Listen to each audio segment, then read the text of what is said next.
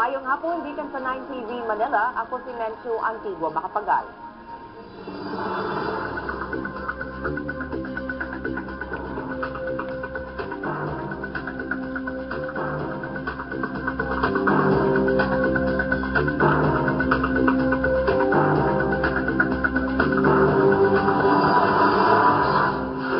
Ano yung mga nagunang balita, lupok nasod?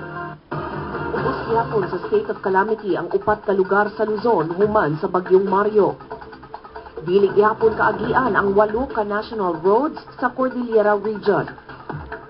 Nangaguba ang kapin sa 200 ka balay sa makilala North Cotabato tungod sa linog ni atong Sabado. Og mipahigayon og organic farming ang mga delegado sa ASEAN countries dito sa usa ka lungsod sa Zamboanga del Sur. Nagtapok dito sa Zamboanga del Sur ang mga representante sa 13 kanasod sa Southeast Asia alang sa Organic Leadership Course. Atong sayron ang detalye pinaagi ni Jong Kajon. Jong? Mencho, dili mino sa 26 ang participants sa Organic Leadership Course sa Southeast Asia nga gihimo sa lungsod sa Dumingag, Zamboanga del Sur. Gisugat sa mga delegado o gisugat ang mga delegado kinsa gikan sa 13 ka mga nasod sa Southeast Asia pinagi sa indigenous dance sa mga sakop sa Dumingag National High School Cultural Group. Hangtod pa karong Domingo ang pagpabiling sa mga delegado sa lungsod sa Dumingag alang sa leadership course nga gipasundahan sa International Federation of Organic Agriculture Movement kon IFOM. Gipili ang lungsod sa Dumingag nga venue sa kurso diin muhimo sa actual nga organic farming ang mga delegado. Si Dumingag Mayor Nasyansino Pagkalyuga nahatagan sa One World Award dito sa Germany nitong 2012 tungod sa pagpasiugda sa organic agricultural sa iyang lungsod. Ang usa ka semanang actual organic farming experience sa mga delegado kabahin sa usa ka tuig nila nga kurso.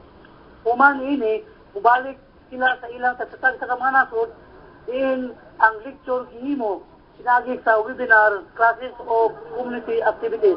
Ang graduation sa mga delegado himuon sa sunod tuig dito sa Thailand.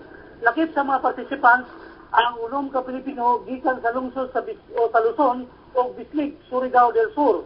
Ipadayag ni Mayor Pagkalyuga ang kahinangop nga gipili sila sa IFOM Isip Binyo sa Organic Farming Course.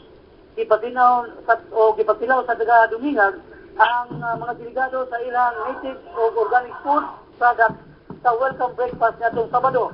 Ang lungsod sa Dumingag, usa ka second class municipality sa Zamboanga del Sur, din aduna irrigated rice land area nga 2,000 hectares. Aduna lang kini 46,500 nga populasyon. Mencho? Daghang salamat, Jong Kajon, reporting gikan Pagadian City.